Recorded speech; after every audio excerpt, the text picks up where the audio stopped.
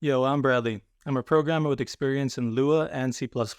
Right now, I'm working with my team, Scatterbrain Arts, to make an immersive NPC that can interact with the environment, express emotions, and hunt a player using sounds for our 17+ horror game. So to make this dream possible, we're using Btree's 5 plugin by default IO to expand the possibilities of our NPC by reducing the complexity of writing code by making it more modular and easy to test. So without further ado, let's get started. Meet Pepe. He is our NPC at the moment, and right now he only exists for one thing, and that's to eat food. Pepe does this by looking for available food in the environment, then moving to where it's located and eating it. Sounds simple enough, and it actually is. But to set this up for future development, we need to do a little bit more setup. So conceptually, Pepe's behavior tree makes decisions based off states. Then for each state, he has a set number of possible behaviors he can do, like eating. And these behaviors use tasks like pathfinding or aligning to get the job done. To show this, let's go through the behavior tree live as he tries to eat. This green box above his head shows what he's currently doing right now. Wait, freeze. That was too quick. It says he's on path to room. A lot just happened right now. Let's break it down. To start, Pepe first initializes all his data in his NPC class and the Blackboard. At the moment, we only have one state, which is decided by the init node. But if we step into the calm state, we can see Pepe's possible behaviors. Right now, there are only two. To eat or not to eat, that is the question. But we already know food is life, so we gotta eat.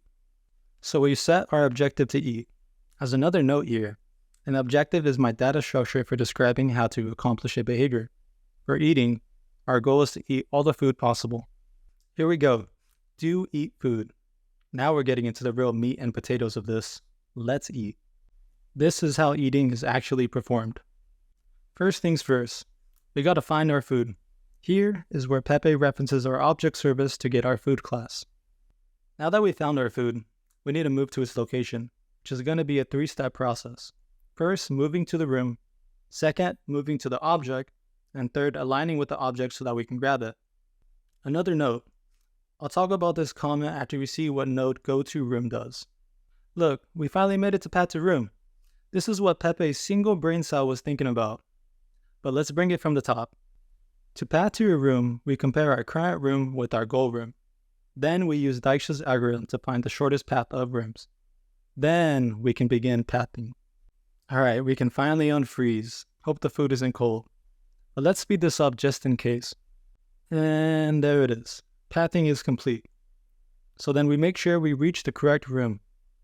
Also, this node called room reach isn't just for sanity. It's important for what we're going to discuss when we go back up a layer. So keep a mental note of it.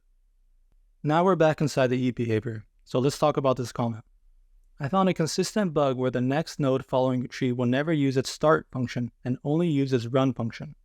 I don't know why this happens, but this is why I use the room reach node again to act as a dummy node for this bug.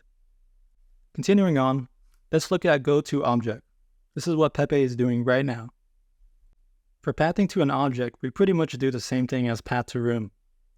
But no Dijkstra's this time, just good old reliable Roblox pathfinding. So let's go back and let Pepe continue his pathing. Alright, we are almost ready to eat, but we still have to align them for future animations. Again, align works very similar to pathing, but it's simpler. We have sanity checks to make sure we are near the food. Then we use align using Roblox constraints, and lastly check the result. One last wait for good luck, and we're ready to eat. Kinda anticlimactic, huh?